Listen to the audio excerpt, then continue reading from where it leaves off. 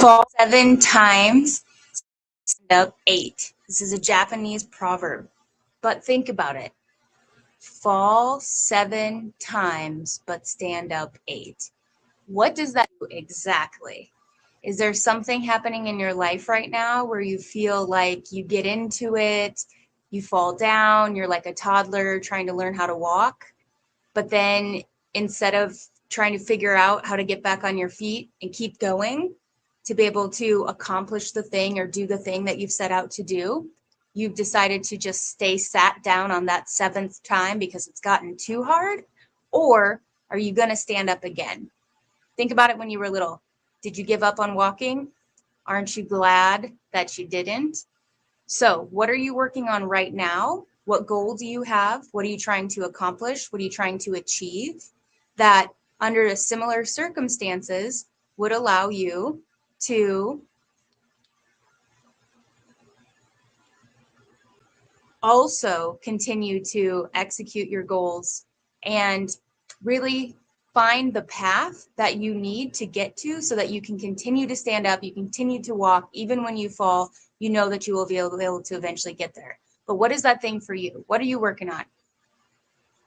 What I'm going to talk to you about today is understanding that concept of find the critical path, right? So it all comes down to high leverage activity.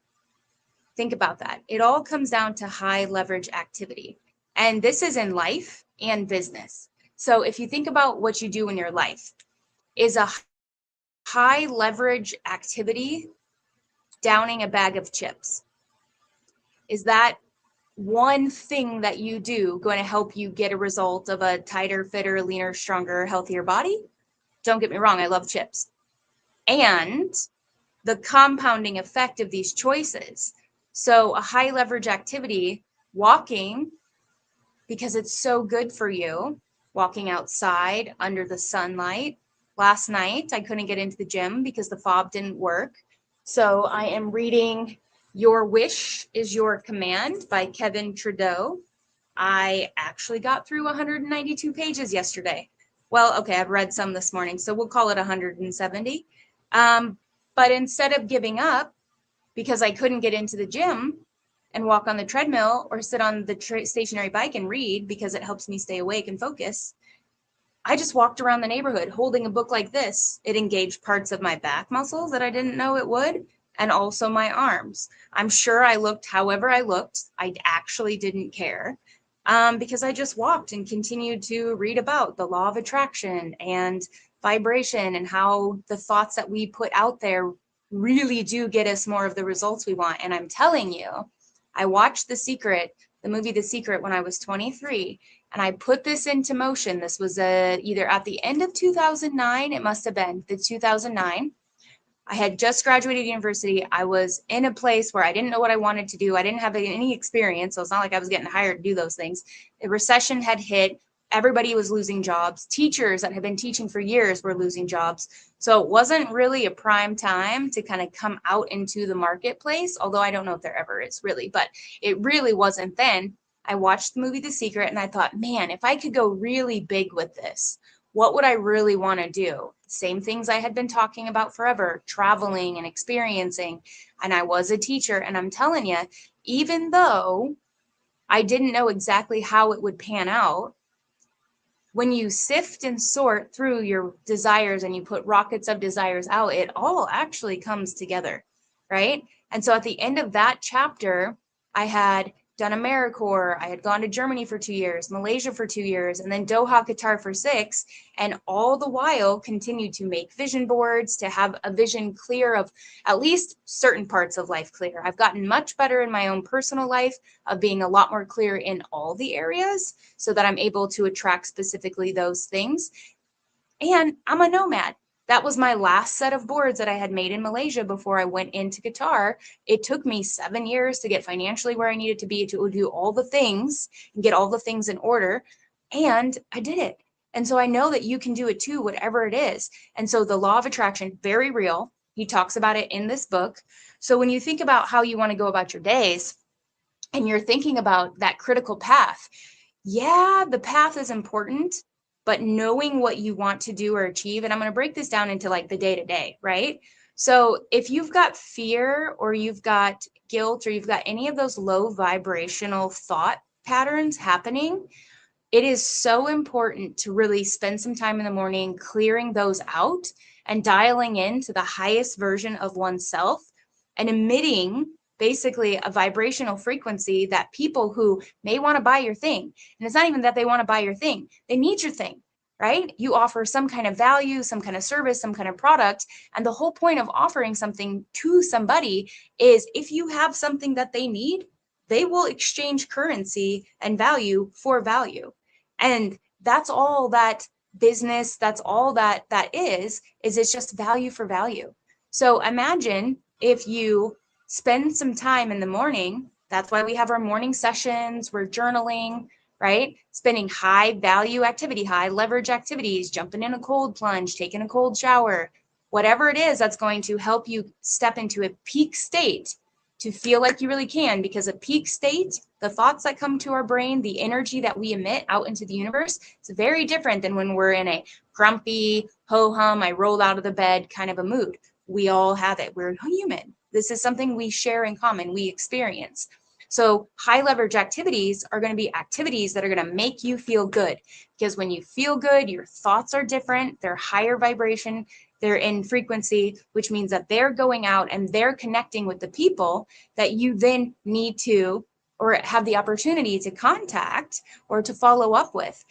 Now, this is going to sound a little woo-woo, but that's cool because it works. But when you step into that higher vibrational energy and you actually kind of put it out to people, maybe before a phone call, maybe before a follow-up, before an email, and you really put in there a high vibrational frequency and intention behind every message that you send, they will feel it on the other side of that message, right? So this is where, even though the automations with AI are positive, also just going back to the fundamental roots that we are humans, right? We like to interact, we like to engage with one another. And so going back to the roots of how we can show up for people in such a way that they are feeling it when they read our email, and they're feeling it when they are getting a message and receiving a message from us. We all know the AI automation messages, like we just do. And we're sometimes prompted to take behavioral action because of it, or to take action because of it. For me, reminders before I have appointments, reminders before calls, all that, best automation ever. In fact, I almost observed about myself, I had gotten so used to certain people having those systems in place that I kind of set it and forget it, some meetings with people to set up to actually like maybe check out their product. And they didn't show. And sometimes I didn't show. And I know it's because I thought, oh man, if I had only just gotten a reminder, not via email, I'm not on my email all day, right? You might, depending on what your field is, what your job, or how your main mean of communication is, mode of communication is, you might be on email all day. But if I don't get a text, I have my phone on me for the most part. I'm checking it pretty regularly in between tasks because, you know, speed to lead. And right now that's my process and that's my procedures. So for you, something to think about. It's the energy, right?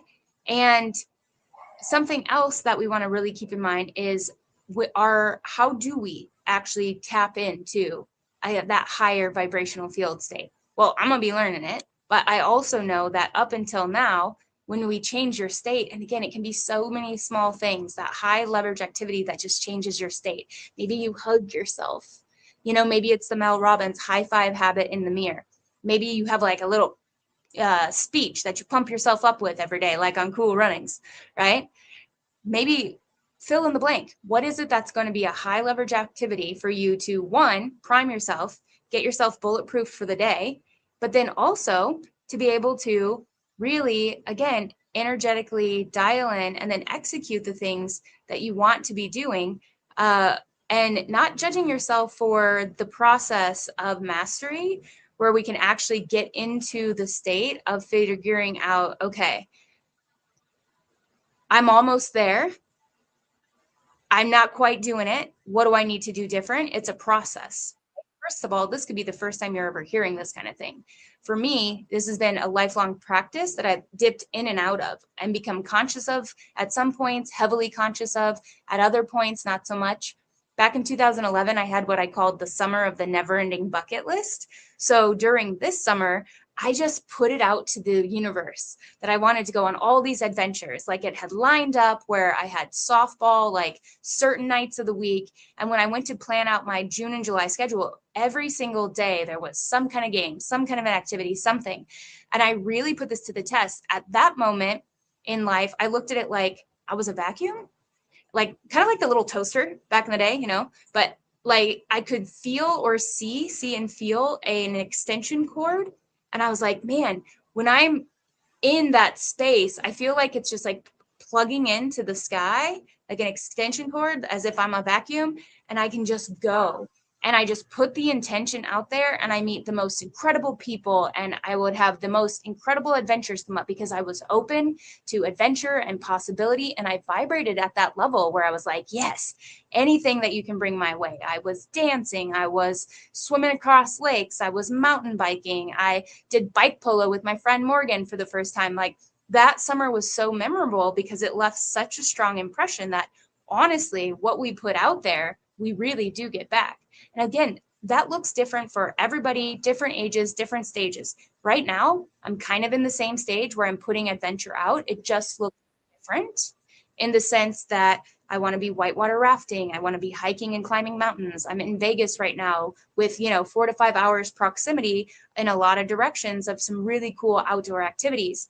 I want people to come and do this with me. So I'm just putting that out there to people. And I know that the people who are interested in these activities will gravitate. And they've got groups that do this all the time that I'm dialing in, tapping into. And so I will attract those experiences as well as speaking experiences and training experiences and all the rest of it. And I'm really using this in a very specific way to strategically structure the next chapter, because the hindsight of this last chapter is it works. You couldn't have told my 23-year-old version or 24, 5, 6, 7-year-old version that the next 10 years you're going to have traveled all over the world and all of these things. Now, did I want it? Absolutely. But could I have fully understood what it would have taken and all the little moments along the way to let that unfold? No, but that's cheating, right? The whole purpose of life, the journey of life, is to be able to enjoy the adventure, to enjoy the ride. And so every single day, what is life? Life is just accumulation of days. Days are just accumulation of hours. So we have accumulation of hours, well, actually just minutes. And then divide that even further, you've got seconds and moments. So our whole life is just a moment and a moment and a moment, which adds up to an hour, which adds up to a day, which adds up to a week, which adds up to a month, which adds up to a year, which adds up to a decade, which then next thing you know, 20, 30, 40, 50, 60 years go by, and you just lived your life. If we're lucky to still be on this planet, riding around on a rock around the sun for as long as that, right? Not everybody has that. A lot of people are taken off of this planet too soon. So every single day, every single moment, how are you vibrating? What are you putting out to the universe that you want to attract? When you go into your goal setting every day and you're thinking, what am I going to accomplish?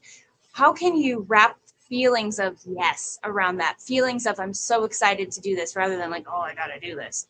Instead, be like, yes, I get to do this. Like I get to call and offer my thing to people. Not everybody gets that opportunity. Not everybody has positioned themselves to be working in a company or to be having set up themselves to be able to step out of a business and work for themselves, right? So every moment is such a blessing. And when we remember that, sometimes we forget, we unconnect from the sky. We're human. But when we are remembering and constantly in a state of remembrance that this is such a statistically lucky experience, statistically small, like fractional, how it's even possible that we're living right now, this time, space, reality, all the things that ever had to happen in all the history of the planet, like that in and of itself is incredible to think about. And then depending on where you're from in the world, even more statistically, the fact that in the United States, you can do business pretty readily And it does favor business, other parts of the world as well too, but like particularly in the United States, the tax structure, this type of stuff. All of these are positive things. You know, we just forget to remember how good we really have it. And when we tap into that energy of gratitude, we can't be resentful and hate and filled with hatred or jealousy or envy at the same time. Right? Earlier this morning, I said comparison is the thief of joy. If we cut off the comparison and only put our energy into what it is that we are focusing on, that will manifest into the most incredible life you could ever have imagined. But what is that for you? What's the big picture? What's the action steps? And then on a day-to-day basis, just like today, because our time is about done, when you go to think about, okay, what are my goals for today? How can you dial into that higher vibrational energy that is associated and attached to those goals? What limiting beliefs come up for you? Journal them out, write them out, and then cut it out, right? We don't want to have those in our reality, because if it's limiting and it's a low vibrational thought, it is going to interfere with that high vibrational transmission that's going to attract to you via the law of attraction, which is the law that trumps all other laws, to bring to you exactly what it is you want.